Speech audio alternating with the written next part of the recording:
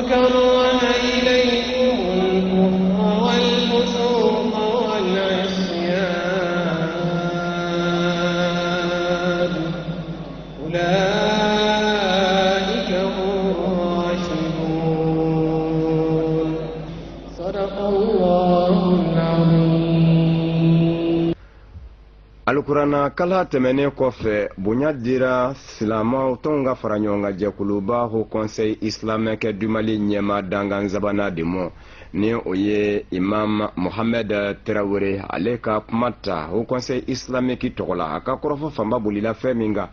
o ye hakili yɛrɛ ma se ka don yɔrɔ sɔrɔ fa minnu na Mali camancɛ yanfa gwɛlɛyaw a n'a lakaniyabaliyaw la ka sabu kɛ maa ka maramafɛn ta ka taa dugukuturu kamɔ k'a ka kokolo kɛ ka laban ka taa yɔrɔ la ka sɔrɔ a ma nɔbɔ ka ku a la sɛgɛsɛgɛliw ma se ka kɛ cogo si la don kɛra cogo jumɛn na taa kɛra taa cogo jumɛn na aya ko o ye fɛn ye min ma degun bamananw y'a jira k'a fɔ ni sɛkilifara ye maa min kun joie gɔngɔrɔ ngurun ka janba ye n'a yirigirɔ ko fɛn in bɛ se ka bila o mina de kɔnɔ an ka jɛ ka ɲamada Imam Mohamed Traoré Mali silamatɔnw ka fara ɲɔgɔn kan jɛkuluba Haut Conseil islamique du Mali ɲɛma dangan sabanan ka kumaw la. Fagaliba min bɛ ka kɛ la déplacement min bɛ ka kɛ kojuguba min bɛ ka kɛ fɛn wɛrɛ de min ka jugu kɛ tuma bɛɛ kan o ye mun ye jamanadenw ma dɔn u faga jamanadenw ma dɔn jɔn bɛ kɛ u kantigɛ nin cogo in na jamanadenw ma dɔn jɔn de b'u nɔfɛ aji wa aji nin ye kabako ye kabako belebeleba ne ko kɛlɛkɛden 14,000 min fara man ka kɛlɛkɛdenw kan olu bɛ min ante faga baga nunu yɛrɛ fagali ko la turu u ka yira an na an k'u dɔn ko juguw dɔn ninnu de dɔn o yɛrɛ de fana selen tɛ ka sɔrɔ parce que n'i y'i jugu dɔn i bɛ se k'i yɛrɛ kɔlɔsi a la mais i t'a nacogo dɔn i t'a sugu dɔn o ye kamana gan ye min bɛ jamanadenw na bi n badenw o ka kan ka fɔ jamanaden jɔn bɛ kɛ u faga ne ko mɔgɔ minnu bɛ balola kuluwo jumɛn kɔnɔ de mɔgɔ minnu bɛ balola dugukolo jumɛn kan de mɔgɔ minnu bɛ balola tu jumɛn kan de ne ko adamadenw de don wa jinɛw de don anw yɛrɛ kɔni lasila sa olu n'u ka kabilaw bɛ anw ye yɔrɔw la anw ɲɛ t'u la ka da kan u bɛ fagali kɛ cogo min ka d'u ye ka sɔrɔ k'i dankɔrɔbaya taama kɛ tɛmɛ ka taa i ta yɔrɔ ne ko ninnu bɛ yɔrɔ jumɛn ninnu bɛ yɔrɔ jumɛn munna u yɛrɛ t'u dɔn u bɛ weleliw kɛ ni fɛn jumɛn ye munna o kɔntrɔli tɛ kɛ munna faamaw t'u jɔ ka fɛn dɔ fɔ jamanadenw ye k'a fɔ nin de don badenw au moins mɔgɔ k'i jugu dɔn i na se k'i yɛrɛ kɔlɔsi a la اللهم إنا نعوذ بك من زوال نعمتك وتحول عافيتك وفجاءة نقمتك وجميع سخطك كافونا كابولا دون جامنا problem ما كنا والله problem انت شيا كوي problem انت دين كوي كودامونا arasi bɛɛ lajɛlen mɔgɔ dɔ bɛ sali in kɔnɔ yan diinɛmɔgɔ bɛɛ lajɛlen dɔ bɛ sali in kɔnɔ yan selibaw bɛ sali in kɔnɔ yan olu kunna sali kelen kɔnɔ olu balola ɲɔgɔn kan san 10 na olu balola ɲɔgɔn kan san 100 la olu bɛ se ka taa cogo di tilegan dɛrɛndɛrɛ kɔfɛ buranya kɔfɛ teriya kɔfɛ sinjiya kɔfɛ ɲɔgɔn kanfɔw kɔfɛ furuw kɔfɛ k'a fɔ k'olu bɛ marifa ta ɲɔgɔn kan ma tilegan dɛrɛndɛrɛ ko arasi dama waliw diinɛ dama an b'a dɔn k'a fɔ walahi nin kɛlɛ in tɛ arasi kɛlɛ ye nin kɛlɛ in diinɛ kɛlɛ tɛ nin kɛlɛ in ye fɛn jumɛn ye n badenw janfa de binnen don mali kan janfa de binnen don mali kan dabali jugu de tigɛlen bɛ mali kama juguw de faralen bɛ ɲɔgɔn kan mali kɔnɔ mali in kɔnɔna na yan maa wɛrɛw ka intérêt tangali o de bɛ jamana in kɔnɔ yan o de bɛ jamana in kan o kɔ arasisi kɛlɛ tɛ o kɔ diinɛ kɛlɛ tɛ nin bɛɛ lajɛlen ye fɛn ye fɛn min fana ka kan ka faamuya bamananw ko n'i ye nugu jɔlen ye kala b'a kɔnɔ n badenw o tuma nin ko in janfa de bɛ ka don mali ma nin ko in a biɲɛkala ɲinibaaw sen bɛ biɲɛ kan a ka bɔ a kan maliyɛnw k'a ye mali ka lafiya an k'an ka sali kɛ an k'an ka balo kɛ an k'an ka wolo kɛ anw de ta ye jamana in ye taa yɔrɔ wɛrɛ tɛ an bolo n badenw هذه هي أسس الأزمة nin de ye ko in kun ye n badenw janfa de sirilen bɛ an ma ko fiyentɔ bɛ se ka bɔ a ka so ka taa mago ɲɛ ka segin ka na walahi a wolodugu mɔdugu don o kɔni n'i y'a bila yɔrɔ wɛrɛ a tɛ kala dɔn fɛn min na a tɛ se ka a ka mago dilan yɔrɔ sɔrɔ n badenw nin janfa de bɛ mali kan nin juguya de bɛ mali kan kabini anw kɔni ye nin kɔdi jugu min n'a ji jugu woyora ka don an kan kabini maliyɛnw ko k'u tɛ nin na k'a n'u ka danbe tɛ kelen k'a ta o don fo ka taa se an sigiyɔrɔ ma hakilitigi bɛɛ lajɛlen y'a dɔn k'anw lankolon tɛna to tuguni n badenw hada huwa al-amr nin de ka kan ka faamuya n badenw o conseil islamique a n'a dɛmɛbagaw jamanaden hɔrɔnw na danbetigiw la u b'a ɲini ɲiniko gɛlɛn na u b'a ɲini faamaw fɛ k'a ɲini fantanw fɛ k'a ɲini diɲɛ fɛ k'a ɲini ko fɛn mun ye diinɛ ɲɛmɔgɔw ye u kɛ impliqué mali problème ni dilanni la u kana bila kɔfɛ u da ka don a la u sen ka don a la olu de kasuru ni kusi bɛɛ ye olu de kasuru jamanadenw na olu de ye jɛnɛjakɛlaw ye olu de ye dugawukɛlaw ye olu de ye furusirilaw ye olu de ye kɛlɛbanaw ye jamana in ala y'a bɔgɔ ni diinɛ de ɲagami ni maa o maa ko k'i b'olu fara ɲɔgɔn na jamana in na ka sira wɛrɛ ta a tɛ ɲɛ i bolo a tɛ taa wa problème dɔ tɛ fara ka fɔ n'a kɛra jibu ye o conseil islamique n'a dɛmɛɲɔgɔnw u b'a ɲini o tumana fɛ alqiyadatu diniya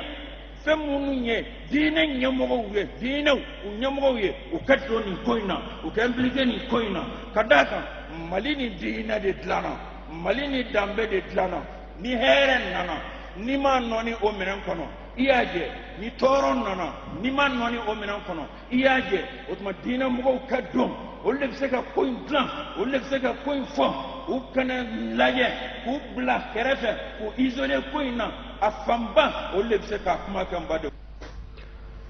Silamaw kan ka ɲɔgɔn dɛmɛ o yera Muhamadul Mustafa la nɛɛma ni kisi bɛ a ye o de kosɔn ka sanga ni Moti mara cogoyaw ye Mali silamatɔnw ka fara ɲɔgɔn kan jɛkuluba au Conseil islamique du Mali ye a lajɛ ka jɛkulu dɔ sigi sen kan jɛkulu min ka wulikajɔ bɛna bɛn dɛmɛ ɲinini mɔ ka kɛ mɔɔw ye minnu y'u sigiyɔrɔ bila Moti mara la ka sabu kɛ mankan ye ni u bɛ Bamakɔ bi cogoyaw la maa tɛ Ala deli cogoyaw minnu na wasa donna maa min na o k'o laseli kɛ o ye a Sheikh Thierno Adi Chami au Conseil islamique ɲɛma dangan filanan don a y'a yira ka kɔrɔfɔw la k'a fɔ mago jɔn bɛ silamaya miliyɔn 200 de la k'o kɛ ka cɛmancɛ yanfan maaw dɛmɛ minnu y'u sigiyɔrɔ bila ka na bisimila minɛ Bamakɔ au Conseil islamique du Mali ma ɲɛmaw olu ye u ka dɛmɛ kunfɔlɔw di kaban wele bilan bɛ bɛɛ lajɛlen ma an ka jɛ k'a ɲɛmada. An bɛ yɔrɔ min na bi a dogolen tɛ maa la nka an tɛna foyi kɛ min ɲɔgɔnna ma deli ka kɛ an ka diinɛ kɔnɔ an ma deli ka min ta cibaa la sallallahu alaihi wa sallam sɔgɔmada in na ka bɔ bi la fo kalo 3 fo kalo 6 an bɛna mun kɛ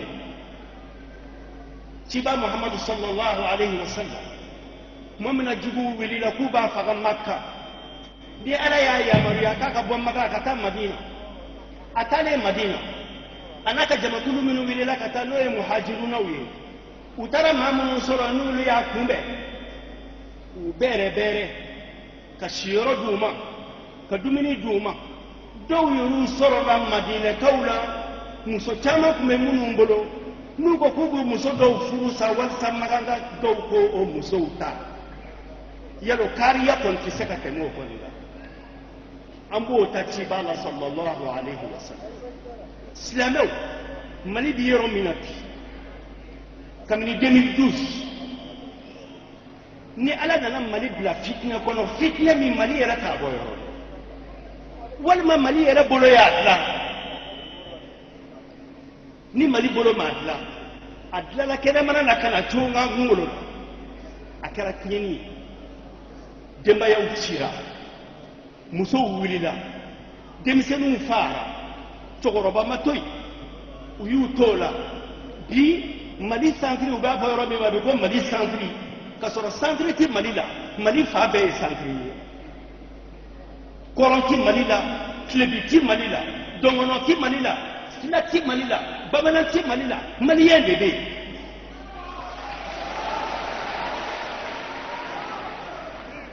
o kumana an ko Mali an ko maliyɛn an danbe nin de la ka da ka siya ko tɛ silamɛya kɔnɔ inna akramakum indallahi atqakum inna akramakum indallahi atqakum Ala ma kuma siya kɔnɔ nka aw de kɛlen ka siya ta k'o kɛ doni y'an bolo yan hali ne ko a ye taa tubabuw fɛ yen dɛ aw hakili la ko nin bamananko in ni nin siyako in ni nin bozoko in ni nin filako in k'a kun tɛ tubabuw fɛ yen a kun tɛ amɛrikɛnw fɛ yen wa ou bien hali bi a tɛ yen wa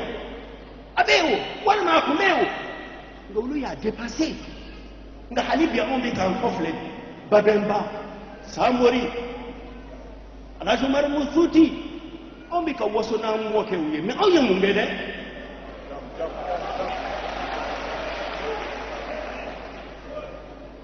a ti kɔfɛla in to yen dɔɔnin an ka ɲɛfɛla lajɛ a ye ɲɛfɛla lajɛ sa koyi ɲɛfɛla bɛ lajɛ cogo di an k'a dɔn doni min b'an ko o conscience ka na na fɔlɔ prise de conscience an ka tila ka projet dilan bi ani sini kunun ko o bɛ kɛ leçon ye nka o tɛ ta ka bila bi la k'o bila sini ni maa ma y'o kɛ i bɛ taa kɔfɛ o kumana anw silamɛw anw diinɛbaw wele de b'an bolo wele jumɛn b'an bolo kasi an ka silamɛ tɔnw ma fɔlɔ Bamakɔ 96 association islamique min bɛ Bamakɔ yan a ɲininen don a kelen-kelen bɛɛ fɛ ɲinini t'a la belebeleba t'a la bɛɛ k'i bolo don i kun i k'a na n'i ka nafolo ye ka n'a di Haut Conseil islamique ma n'i y'a mɛn mɔgɔw n'i y'a mɛn i b'a fɔ mɔgɔw ye a ye n'an dɛmɛ aw y'olu ye dɔ fɔ o kumana Haut Conseil islamique ko k'a fɔ Mali association islamique bɛɛ ye 96 minnu bɛ Bamakɔ yan a bɛɛ lajɛlen k'a ka enveloppe labɛn ka na n'a ye Haut Conseil islamique la an b'aw kɔnɔ a daminɛna kaban Cherif Ousmane Madana Haïdara n'o ye Haut Conseil président ale y'a daminɛ bɛɛ y'i bolo comme association belebeleba bɛɛ président bɛ k'i bolo don i kun ka wari bɔ n'olu ta banna la an bɛna jɔnniw fɛ yen an bɛna opérateur économique fɛ yen nafolotigiw usine-tigiw bitigibatigiw a y'a bolo don a kun a ka silamɛw dɛmɛ an ka taa an ka silamɛɲɔgɔnw dɛmɛ munna an ye nin kɛ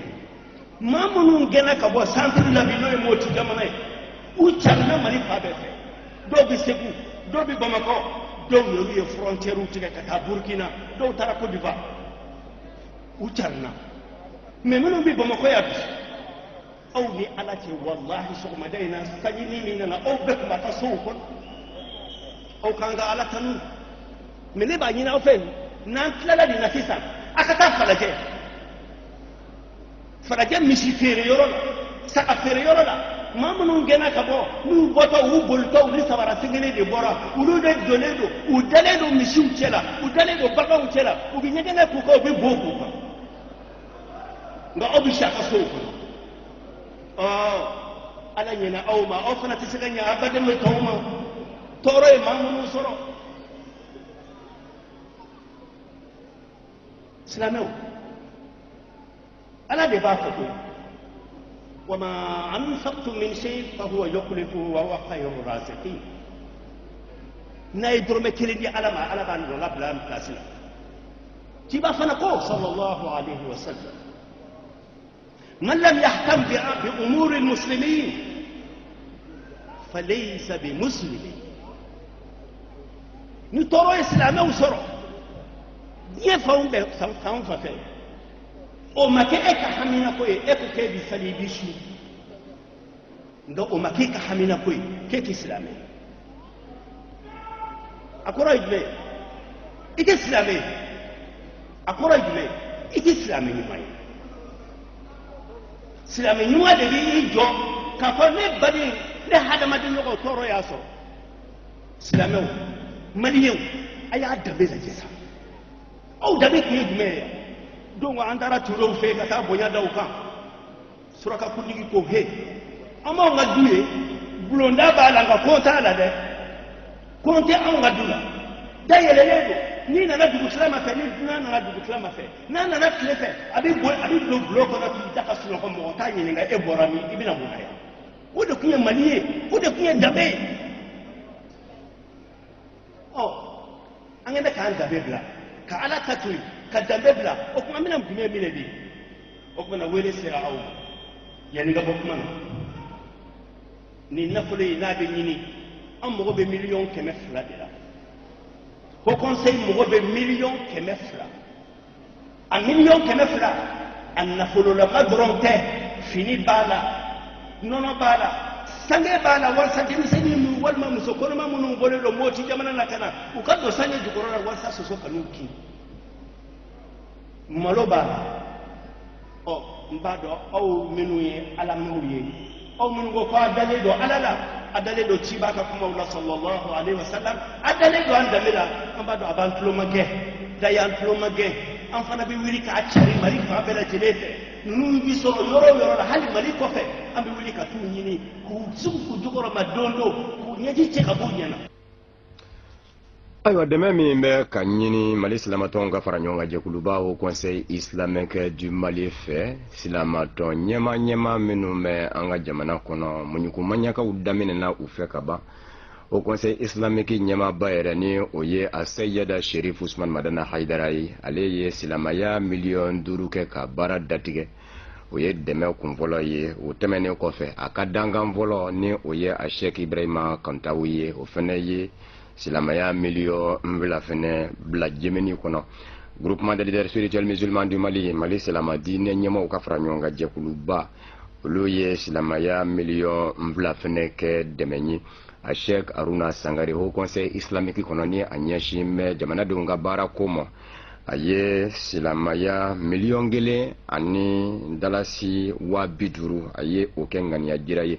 an balaka silamamusow ka jɛkulu UNAFEM o ye silamaya miliyɔn 1 di maa minnu ye waajulikɛlaw ye olu ka jɛkulu n'o ɲɛmaya bɛ Mohamed Traoré bolo au conseil islamique ɲɛma dangan zabana dalasi 100 an b'aw ladɔnniya k'a fɔ min ye au conseil islamique du Mali fɛnɛ ye u kɛn bɛ ka nɛgɛjurukupe sira dɔ bila min bɛ kɛ wari fɛnɛ bila yɔrɔ ye n'i y'a bila ye o y'a selen au conseil islamique du Mali ma o nɛgɛjurukupe sira Orange Money 76 76 79 88 bamanankan na 76 76 79 88 n'i ye wari ci o la o ye a selen ye jamana camancɛ yan fa ma degunenw ma minnu n'an bɛ bisimila minɛ Bamakɔ Mali faaba la. An balakaw minnu ye silamamusow ye UNAFEM a ma ɲɛma an ba Kadija Togola a ka kumaw la a ko sigikafɔ de ka caya malidenw ni ɲɔgɔn cɛ sira bɛɛ lajɛlen kan minnu ye mugu ni kisɛ ta kabini san 2012 ka na se sisan mɔ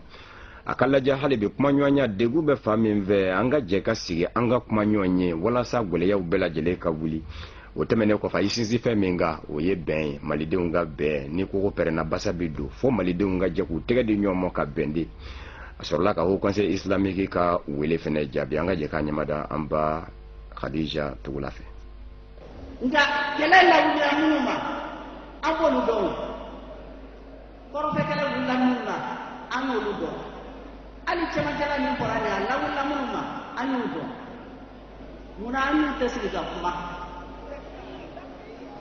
munna u tɛ wele ka na mun de kelen kɛra n'u bɛ ka taa u yɛrɛ balimadenw faga mun kelen de kan ka kɛ an ka mun k'u ye munna u tɛ na an y'u ka sigi a ka kuma u bɛ k'an faga kun min na u b'o fɔ a ye n'an bɛ bɛn kan min na an n'u ka bɛn o kan kan musow ye kuma min don ta ko k'o fɔ aw ye o ye nin ye ko an k'an jija kuma min bɛna kɛ maliyɛn kana to kɔfɛ a la maliyɛn o maliyɛn n'i bɛ se ka na dɔ fɔ i kana ka nin hakilina jira an bɛ se ka tɛmɛ sira min kan ka tɛmɛ o fɛ maliyɛn denw fagali ka dabila jamanaw jeni ka dabila an ka dugaw fagali ka dabila k'u jeni dabila an bɛɛ lajɛlen ka jɛ an ka don da kelen fɛ aw ka da kelen fɛ an ka ɲɔgɔn kun tubabu ko réconciliation ni degun min kɛra minnu u k'o fɔ bɛɛ ka kɛ kelenya ka kɛ jamana in k'a yɛrɛ retrouver an ka se ka jamana jɔ a jɔcogo la an ka se ka baara kɛ a kɛcogo la yasa jamanadenw an den minnu b'an kɔfɛ an ka se ka fɛn to olu bolo n'o tɛ an bɛna mun to an denw kɔ de an bɛna mun to an denw bolo ni anw taara jamana cilen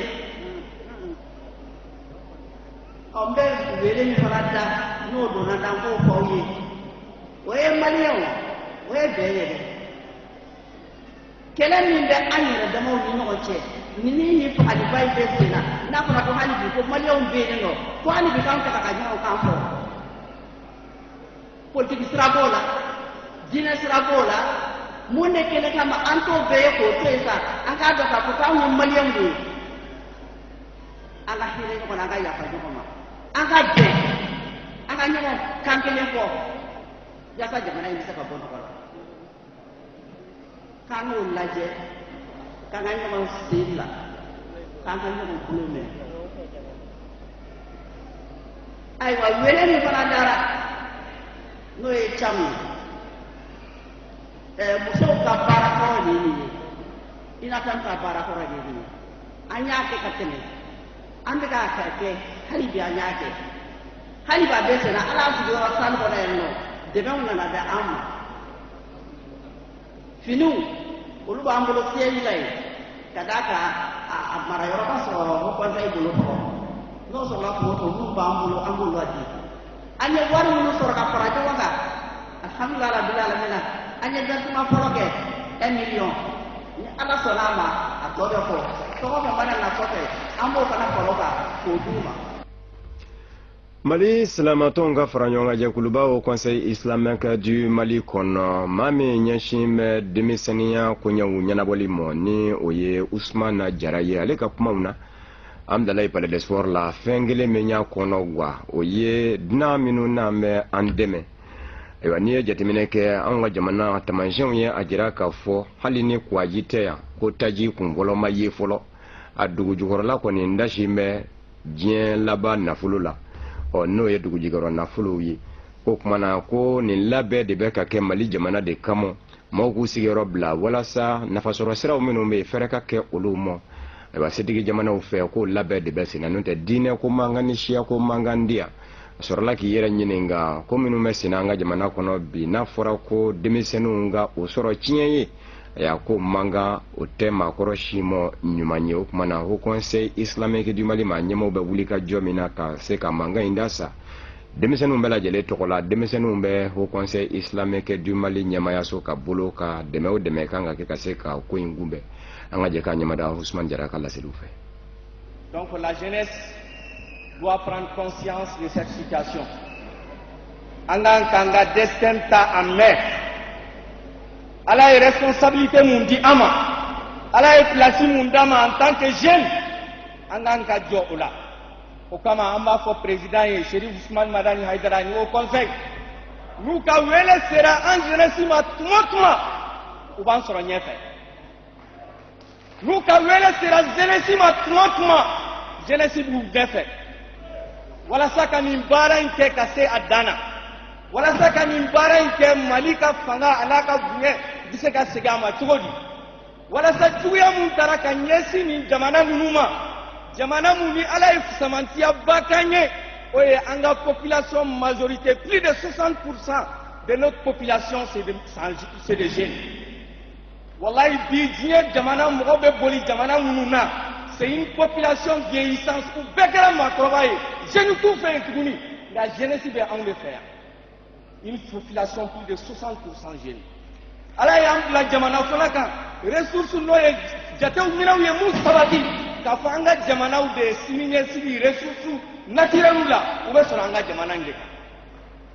o kama dugu ya talelu ka anye o kama anye be ni ko in bela jelena be munu ku ne kan maye wala sanga jamana ressources ka mo gen ka bo sigiyoro la ka mo gen ka bu ka dula ka mo gen ka bu ka forola ka mo ke kongo tawle ka anga mo fa wala sa u se ka akapare anga ressources la tokomina ni de finalité to bela jelenye ka ko masquer dans le but ka se balla nima jeunesse est conscience jeunesse ya famu o kama jeunesse bela jele be appel nous lancer anya ñogo mine kunu cogo mina bi anga mbolo jo ñogo ma uto kelena koni bela jele tora ka yiri bolola mo do nana kabe na yiri juin tige na bela jele ma fanga fara ñogo ka ni yiri tige ra yiri bolo kuma ten tuguni da o kama jeunesse quelles qu'en soient nos divergences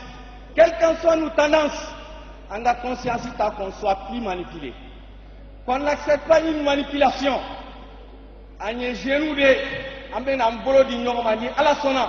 En tant que jeune malien, tendance fait.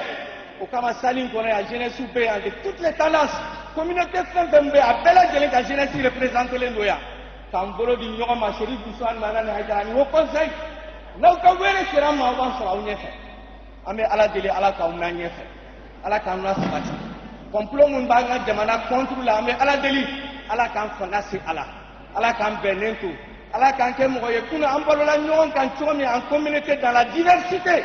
ami Allah subhanahu wa ta'ala deli ala ko feren sigi ama ala kan ga jamana sigi la hala mun tawsa katen ninka ame mun fo mo ko bawiye am jeunesse ka duawiye fen muye mo ni ngani ya nyumam bi bolo ka nyesi jamana ima mo ni kewale nyumam bi bolo ka nyesi jamana ima ambe ala deli ala ki sabati ala ki deme mo ni ngani ya jugu de bi bolo ka nyesi jamana ima ni kewale jugu de bi bolo ka nyesi jamana ima ambe ala deli ala ka kunko da tigima kunko mun ba tare ni na jamana ima aywa a Sheikh Mohamed Makiba ni ale ye Mali Silamato nga fara ɲɔgɔn kan jɛkuluba au Conseil islamique du Mali ɲɛma dangan zegina ye a kɛlen ka kuma ta au Conseil islamique tɔgɔ la an dala ye palais de sport la a y'a yira k'a fɔ a bɛ ɲini malidenw de fɛ an ka segi ala mɔ fɛn minnu bɛ ka kɛ an ka jamana kɔnɔ n'o ye ala tinɛ ye dali masa dun da yɛrɛ sɔsɔ an ka lajɛ an ka segi dali masa in mu o tɛmɛnen kɔfɛ a Sheikh Mohamed Maki ba ye a jira fana k'a fɔ fɛn min fɛnɛ ti faamu an dɛmɛbaaw fɛ maa min na lakana tigilamaw ma bɔ diɲɛ fan wɛrɛw fɛ ka na an ka jamana kɔnɔ o n'a ɲɔgɔnna degunba kun tɛ an kan nka o nanen dɔ de farala kan u bɛ maa kɔnɔ gan a sɔrɔla k'a jira k'a fɔ bɛɛ lajɛlen de kan k'i cɛsiri ka tɛgɛ di ɲɔgɔn ma min bɛ se ka to degun min b'an da la a ka wuli ka bɔ an da la an ka jɛ k'an ɲamada Sheikh Mohamed Maki ba ka lasetaw fɛ. bi ye don ye don min ni tariku man ka ɲinɛ a kɔ parce que Haut Conseil islamique du Mali président Chérif Souleymane Hadara congrès banna Haut Conseil ka congrès banni de sunkalo donna ɲɔgɔn na sunkalo banna Haut Conseil islamique ka activité fɔlɔ baaraba fɔlɔ o de ye nin sigi in ye ko jamana bi crise min kɔnɔ jamana bi degun min kɔnɔ ko an ka essayer ka kuma jamanadenw fɛ an ka maa wɛrɛ tɛna jamana in jɔ an de b'a jɔ kunu cɛw y'u ka baara kɛ kunu olu taara olu tɛna bi baara kɛ anw bɛ min kɛ bi sini o de bi na kɛ k'an juger ne bɛ fɛn fɔlɔ min fɔ n kɔrɔ n'o ye Madu Tarawele a ye kuma dɔ fɔ ni wele bila an bɛɛ ma diinɛ ɲɛmɔgɔ politiki mɔgɔ ɲɛmaa ni kɔma fɛn min filɛ an kan nin ye ala nɔ don k'an yɛrɛ nɔ min b'a la ala nɔ o t'a la inna Allaha la yughayyiru ma bi qawmin hatta yughayyiru ma bi anfusihim nin jamana in hakilisigi min tun b'a kɔnɔ basigi min tun b'a kɔnɔ dunkafa min tun b'a kɔnɔ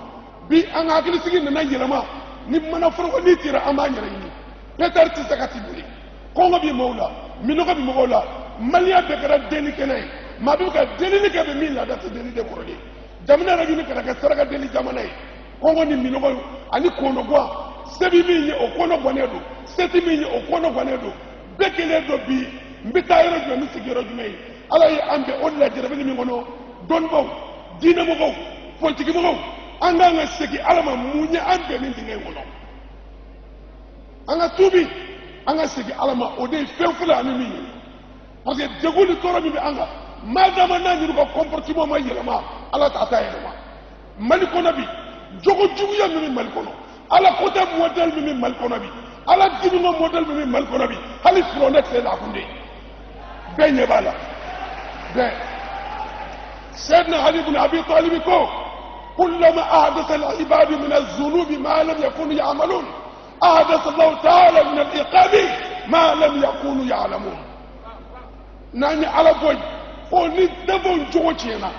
ati jurubu koro bununge lomiso jenazo bariso tonyonu kene kanda kwa kuni jurubu model minge korole na yoke kwa na da jaba fana model kura bele jele nabi fefula bi banga sigi alama anga tubi anga ya fa nyoko ma anga tege nyoko ma ambi fefula mi nyini minga gel tebo le autorité u kacho ni ya milisi kidera fa be fe kado yutadla fla yutadla mouvement armé bi jamana fa be fe parce que ni état tay ni administration tay sorasi ni politique nga jamana de sécurité nous lutter mo obligé ko bu yera défend ni bedu ko bi yera défend abike peuple armé jamana ka hera fula donc ola gouvernement ka nga joro bi ka jamana de sécurité ka jamana de kolosi o wajibi la do gouvernement fa ko barake ani mu wara mun na ni ya mali tele la jabi ka radio la je folo akubi fo de ko ka e ka o ka ton abi fo de ko sikato ka o ka ton association de développement de Kidal, association de développement de Direct, association de développement de Nyono, tout le monde n'a pas de développement kama. Mais n'y a malité la jabi. À Barola, Chia bien katon c'est Chia bien. Kado yu katon là, Fla yu tadla, Babana yu tadla, Boso yu tadla. À Barola, Jamu keno kelame malikonabi abe à katon là. Traoré la katon, Bala katon. Jamu be bɛɛ bɛ ka tɔn dilan culturellement nin ye bɔrɔtɔ da an ka jamana na sinankunya min tun bɛ an fɛ kɔrɔlen nimɔgɔya min tun bɛ an fɛ bi a bɛɛ yɛlɛmanen don ka ka fitinɛ ka don ani ɲɔgɔn ye fɛn min bɛ an fɛ bi ka filaw ka fini don a kan na ka taa kadɔ dugu ci filaw tɔgɔ la o de bɛ yen fila ni kadɔ tɛ ɲɔgɔn na dɛ ka kadɔ fini don ka donso fini don ka taa fila dugu ci walasa filaw ni kadɔ ka kunkari ɲɔgɔn na min bɛ bi kata chrétien duguti ko silamo dage dugu laba min tira man kono ni ma bisa wani ko sarala chrétien dugu do mundo chrétien silamo de na fa wala ta ka yira dama kungari nyona autorité sigila ni ba bela utiga foi ga mi ba ba na bolo jeunesse mi ngara Rwanda utu ni tutu janta kungari nyona ira ki febulu tabre ka dina u jira kungari nyona yanu bita bo kalama fami jugo bi anga anyira bi nyonga anga dala ko flani ka do ti nyona babna ni bo ti nyona dina ma ti nyona jugo de do ne do anga jugo mi anda bo do kuma ba ka ko la ka ti dugu kolo mu fane o dona de arbu munu bay muto munu be ka atanda ke a bebi do ko defe a bebi do mali ko no defe o bi do yoro juwe o ka nga sécuriser ulu ñew ka la ni man la bana o ye ho ko se sang jumali akadi sigi ko fe ko nga ntiga di ñoma anga ñomi mamunu nene do ku nene do andame que ce soit ministre barkan uni che uni baraji mais ulu bina fami kiride bi yoro mi bi akundo yoro la ulu bina la fiya bi ku be ka ku na ni bi otey donc on a sigi ka fa dine ñu mo ko se sang jumali ka programme na do ko ku nata ko no ko amé fait ko o circuit ba mu be sigi ka gedi o pa ke ke gilia gororo jume mu be bi anya ko fanya na ani autorité ko sigi akodo mu be injustice mamudu ne no ka do kasola ciya ka ni ngaloka ako nyaka do fo malia jaka tika di nyoma ka kuma nyoko be wala sa dego mi banga am se ka wa ko to mi do na tawla o ko sa sami baji ni président dia ani no président ka ni bureau national fe anga sigi barkadi sigi ka gani ministre sigi ka gani européen sigi ka ni président de la république fe mi be a réalité a nyako fo jamana do ni ayiwa a Sheikh Mohamed Makiba tɛmɛnen kɔfɛ min b'a sɛmɛndiya k'a fɔ gwɛlɛya in tɛ siya ko gwɛlɛya ye fila ni dɔgɔna ni ɲɔgɔn cɛ filaw ka tɔ tapital la pula ko denmisɛnnin ko ka ɲɛma ni o ye Amadu Diko ye ani dɔgɔnaw ka tɔn Gina Doko denmisɛnninw ka ɲɛma ni o ye Dramana Yalukuye ye u ye kuma ta kɛnɛ in kan ka jira k'a fɔ olu tɛgɛ den bɛ ɲɔgɔn ma ka baara kɛ min bɛ se k'a to jugu dongo min ye nin ye u ni ɲɔgɔn cɛ ka se ka lajɛ ka jugu gɛn ka bɔ u ni ɲɔgɔn cɛ u bɛ baara in na su ani tile wa u ye layidu fana di Haut Conseil islamique du Mali ma ɲɛma a Seyida Sherif Ousmane Madana Haidara ma a mago mana jɔ u la kuma o kuma u b'a ka wele jaabi ka se ka jamana in n basigi a ka laɲini kadara kɔnɔ an ka jɛ k'a ɲɛmadaw ka fɔta fɛ. Association min bɛ an ka danbe ni an ka dɔnniya min bɛ k'o lakana jamana in kɔnɔ dɔgɔnɔw ka danbe u b'a wele association ma Gina Doko o denmisɛnninw ka ɲama de ye mɔgɔ bɛ bali ka ne ni Amadu Diko a yɛrɛ bɛna représenter ka an ye ɲɔgɔn fɛ baara la gɛlɛya min bɛ an ka jamana kɔnɔ o man ka kɛ balilako ye parce que an mun bɛ ɲɔgɔn fɛ an wolola ɲɔgɔn fɛ an lamɔna ɲɔgɔn fɛ donc n'u mɔgɔ ye an ye ɲɔgɔn fɛ n'a bɛ balo la an fana bɛ balo la parce que an bolo o ye a kɛcogo de ye o ye c'est pas que kumaw nana an farala ɲɔgɔn na a ma kɛ ten an bɛ ɲɔgɔn fɛ depuis an wolola denmisɛnninma an bɛ ɲɔgɔn fɛ an bɛ ɲɔgɔn de donc fɛn min de don an yɛrɛ b'a dɔn fɛn min de don an yɛrɛ nɔ t'a la an yɛrɛ nɔ t'a la a bɛ an de kan donc fɛn min bɛ an kan an b'a lajɛ an bɛ bolo di ɲɔgɔn ma an bɛ se ka fɛn bɔ an kunna cogo min na o de la an ye événement kɛ ɲɔgɔn fɛ an bɛ meeting kɛ ɲɔgɔn fɛ an bɛ conférence kɛ ɲɔgɔn fɛ sinon an bɛ ɲɔgɔn bolo don o don diɲɛ don an ma deli k'a kɛlɛ an tɛna a kɛlɛ fana mais denmisɛnninw minnu bɛ yen fulaw b'a la dɔgɔnɔw b'a la kɛlɛ in na denmisɛnninw bɛ yen an kɔrɔkɛ Jara y'a fɔ yan cogo min na an instrumentaliselen don fɛn min de don mɔgɔ de bɛ an bila kow dɔ la donc an bɛ se k'a jija k'a fɔ an denmisɛnnin tɔw ye ko fɛn min de don an ka hakili sigi k'a lajɛ ni mɔgɔ kuntan ninnu bolo an bɛ se ka an yɛrɛ bɔ cogo min na an bɛ k'o boliboli de kɛ an bɛ k'o boliboli de kɛ et puis an kɔrɔkɛ ye kuma min fɔ sisan a y'a ka kuma lamɛn a y'a ka kuma mɛn o conseil président a ye an wele yɔrɔ o yɔrɔ min na an jɔlen don an bɛ taga an jɔlen don an bɛ taa fɛn min de don na an ma wuli ka jɔ a bɛ dabiri an da la a y'a fɔ cogo min na an de acteur de an de victime ye. an bɛ o conseil islamique fo aw bɛ hakɛ to ne tɛ bamanankan mɛn kosɛbɛ mais je vais essayer de me débrouiller. Donc ne tɔgɔ ye Amadou Diko, ne ye président jeunesse capitaine Fulaw. Donc ne kɔrɔkɛ Dramane Yalko a y'a bɛɛ fɛ. Donc n'a a y'a fɔ ne man kan ka na ka don kuma caya kɔ. Donc an b'a fɛ ka yira dɔrɔn kɛlɛ foyi t'an na, dɔgɔnɔ ni Fulaw bɛɛ kɛlɛ, an bɛ bɛn centre la, an bɛ ɲɔgɔn bonya, an bɛ maa kelen dɔrɔn de. Mais sisan maa wɛrɛ de nana ka bɔ a ɲɔgɔn cɛ ka tiɲɛni kɛ, o de kosɔn bi an t'a dɔn jɔn de bɛ Fulaw faga, jɔn de bɛ dɔgɔnɔw faga. Parce que n'a y'a lajɛ k'a ɲɛ mun kɛra o sabu ani mun kɛra sabanda la, a bɛɛ action kelen. Donc an t'a dɔn jɔn de bɛ ka nin baara sugu kɛ, olu de b'a fɛ ka Fulaw ni dɔgɔnɔw ka ɲɔgɔn faga. Donc an bɛ Maliyɛn bɛɛ wele ka bolo di ɲɔgɔn ma pour que ka ɲɛsin problème, pour que ka solution sɔrɔ. Notre amai, donc il faut arrêter de dire que c'est le problème que nous devons. Comprenons tout simplement que c'est un problème qui est introduit, qui est importé au Mali et qui est là à tirer des fils du Mali chaque jour pour Dieu faire. Donc, parce que je ne comprends pas bien Bambara, je vous remercie. Allah bénisse le Mali. Mali Salamatonga Faranyonga Jakuluba au Conseil islamique du Mali Manyama Silamaya de Meto Ansaru Nyajoro Aseyeda Sherif Ousmane Madana Haidaraka la Selouye Kene Kunje Korofola Kumabakera Feminye Oye Femin Vleninye ka Mali Jamana Sorobi Bao ni aye Dogono ni Flau Soro aye Mali Debe de Soro Moti Marala Jamana Chamanja Yamba Ako Mou Kata Silamaya de Ye Silamaya Farala Farachogo Minuna Ni Jugu Kabulika Joye Ako Moti Mara de Win Kwani Silamaya ere Farachogo de Bidambara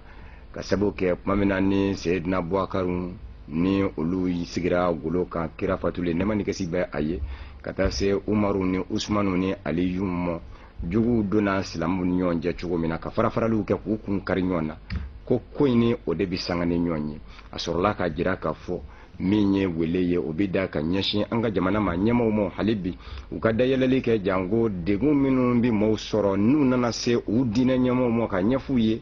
ukase ka tafanzoro uyela la kata ma degu ne nga degu la se o yoro wula aye o la selu ke korofo wula kuma bawde do anga je ka nyama da foto fe Sidna Umar Fogali Sidna Ousmane Nana Ibn Affan Sidna Ousmane Islam nafigi do bi seli ubi shu unana ko Ousmane jogo mai aye ningata ko fo anga bo nyemo yala o manga wula sere dro ko nyemo ya dama ta anga fa Sidna Ousmane Fakara Zul Haya Ousmane Fakale nafigi wulila ka faranyonga ko an ka taa kɛlɛ wuli minnu ye Seydina Ousmane faga fo ka u juger u nana jɔnni bilala Ousmane fagalen sisan Seydina Ali u nana Seydina Ali yɔrɔ la ko minnu ye Ousmane faga ko a k'u juger Seydina Ali k'u ma min ye Ousmane faga minnu y'a faga jamakulu de don u bɛ Madinɛ fan bɛɛ fɛ u bi jamana yɔrɔ caman na an tɛ se u la bi k'u juger wa n'an ko an b'u juger diyagoya la ni min bɛna to a la ni ba yirikaw de don sariya tɛ joli bɔnni fɛ an ka ko kɛ ni hakili ye o kɛra min na o y'a sɔrɔ alakira muso sallallahu alaihi wasallam an ba Aisha o y'a sɔrɔ o taa mɛ hiji la jamakulu dɔ de bɔra Madinɛ ka taa alakira muso nɔfɛ hiji la ko a ka far'u kan u ka taa silamɛw wuli yɔrɔ bɛɛ pour que ka na Ousmane joli ɲini minnu ye Ousmane faga k'u juger an b'a Aisha mɔgɔkɔrɔba kun dɛ ni kuma bɛ faamu n bɛna se ka tɛmɛ nin kan mɔgɔkɔrɔba kun dɛ u donna n'a hakili cɛ k'a minɛ kuranɛ ko kira muso kana b'u ka so mais u y'a nɛgɛ ka taa n'a ye diɲɛ kɔnɔ o bɛ ka sira ko kira yɛrɛ muso nana a bɛɛ ka bɔ silamɛw a ka fara ɲɔgɔn kan bamuru ka ta mɔgɔ min ye Usumani faga an bɛ taa tajuru sara k'u la alors n'a fɔra kira muso dɔ sallallahu alaihi wasallam mɔgɔw bɛ bɔ Sayyidina Ali y'o de mɛn k'a fɔ k'u ye kira muso détourné hiji la k'u bɛ ka taa n'a ye ka kɛlɛdenw mercenaires ɲini n'a ye Sayyidina Ali ko kira muso sallallahu alaihi wasallam o man ka taa maa bolo o y'a mɔgɔw wuli mɔgɔ 1000 Madinɛ u bɛ taa kira muso nɔfɛ sallallahu alaihi wasallam pour que ka na n'a ye kira ka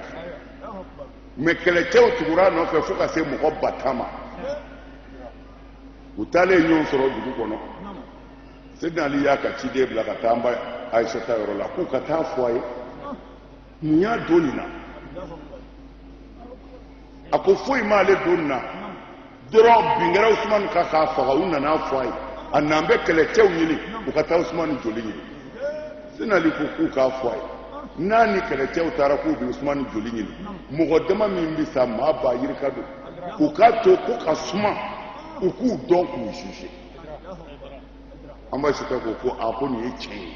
ko ale sɔnna o tuma na mun kɛra sisan nafigi minnu bɛ silamɛya kɔnɔ u bɛ fɛ ka silamɛya ci kɛlɛden 2 bɛnn'a kan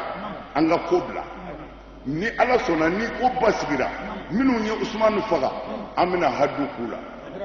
bɛn kɛra nin kan o tuma na minnu bɛ u ni ɲɔgɔn cɛ olu ko n'an y'an sigi tan ko nin y'an ta tiɲɛlen ye parce que ko nin ye silamɛya sabatitɔ de ye u ko an bɛ mun kɛ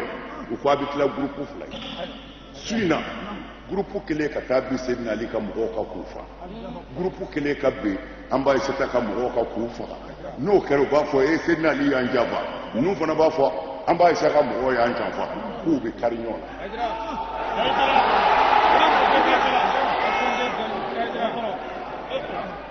ne b'a dɔn dɔngɔnɔ karamɔgɔw bɛ nin yɔrɔ dɔn ka tɛmɛ ne kan fila karamɔgɔw bɛ nin yɔrɔ dɔn ka tɛmɛ ne kan mais an bɛ ɲɔgɔn hakili jigin tuma min na n'o kɛra ɲɛnabɔ ma k'a la bilen koyi nin ye kira ka sahabaw de ye ani kira muso o yɔrɔ bɛɛ kɛlɛden 2 ye ɲɔgɔn sɔrɔ a ye ɲininkali kɛ wakati jamali la ko ni joli tora la silamɛ hakɛ min ni sara la wa o de filɛ o bɔnmudenw de filɛ misiri kɔnɔ hali bi jama tilala 2 ye kelen ko k'olu kɛra sunna ye kelen ko olu kɛra siya ye nin 2 de bɛ ɲɔgɔn na fo ka taa lahara se a kɛlɛ ti jɔ o tuma na a man kan n'an y'an badenw y'o la an yɛrɛ b'a la koyi ni tasuma tugura a faga dɛ n'i ye tasuma tugulen a faga n'a walankatara a b'i jeni n'a walankatara a b'i jeni dɛ o la maliyɛn si man kan ka sigi k'a fɔ ko kadɔw ni filaw de bɛ ɲɔgɔn na non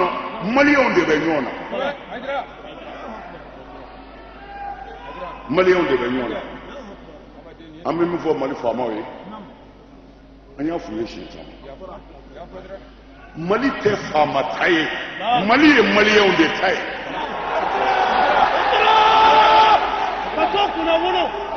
alors an bɛ min ɲini u k'a tu ni mɔgɔw ka bila u k'a tu ni mɔgɔw ka sigi anw sɛgɛnnen don n y'a fɔ président ye juma misiri la u ka sira dɔ yira an na hali n'an t'ale sɔrɔ a ka mɔgɔ dɔ yira an na an bɛ min sɔrɔ tɔɲɔlenw de bɛ se anw ma n tɔɲɔna bin kɛra n ka du bɛna ci an ka quartier bɛna ci u bɛna an ka so bɛɛ ci boli bɛ kɛ k'anw de sɛgɛrɛ anw tɛ faama ye u b'an sɛgɛrɛ ala tɔgɔ de a jɛra maa min ye a ma ja maa min ye Mali tɛ silamɛ jamana ye nka silamɛw de ka caya hali n'o ma ja min ye ala de y'a kɛ kumana sira kan ka di silamɛ ɲɛmɔgɔw ma ala ye minnu bonya ni silamɛya tɔgɔ ye hali n'u man kan n'a ye n'ala y'a kɛ ni mɔgɔw jigi bɛ sigi u kan faamaw kan ka sira dɔ bila an bɛ se ka taa ni fantanw kungo ye u fɛ yen cogo min fantan ni ɲɛji jamana o jamana na ala b'a ci bilahi du kɔnɔ ala b'a ci mɔgɔ tɔɲɔlen ka ala wele ti bi faamaw ay sira di an n'a ka karamɔgɔw ka sigi a bɛɛ tɛ se ka kɛ tubabu fɔ ye dɛ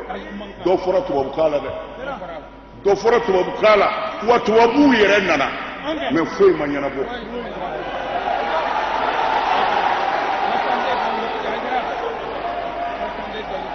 an bɛ min f'u ye faamaw écoutez aussi les chefs religieux que ce soit musulman ou chrétien a ye diinɛtigiw lamɛn Mali faamaw a y'a to an ka kuma fɛ min b'an kan an yɛrɛ nɔ don n'an seginna an kɔ Ala bɛ segin in udtum udna Ala ye nin de fɔ kuranɛ kɔnɔ n'an seginna a kɔ ne yɛrɛ Ala bɛ segin faamaw a y'a to an n'a ka kuma an b'aw bilasira de fantan minnu bɛ kule la k'a yira aw la a k'a lajɛ ni min tɔɲɔlen don a k'o bɔ tɔɲɔ kɔnɔ ni min tɔɲɔlen tɛ a ka tiɲɛ fɔ i ma tɔɲɔ dɛ dalilu filɛ a banna o la u bɛ se anw minnu ma anw bɛ lafiya anw tɛ taa dɔrɔmɛ ɲini